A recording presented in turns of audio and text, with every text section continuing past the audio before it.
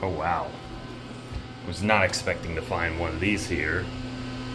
This is the elevator at the Fairfield Inn, Mount Vernon, Illinois.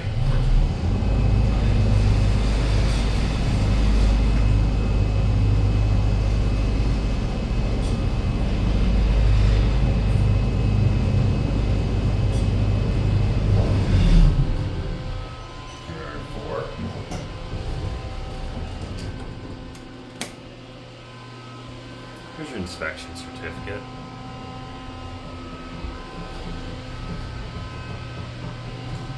They replaced a bunch of the buttons, but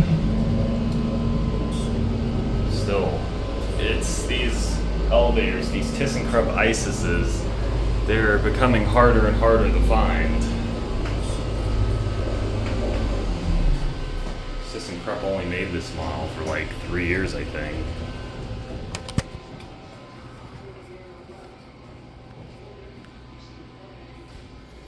Only gonna take one ride, that'll be it.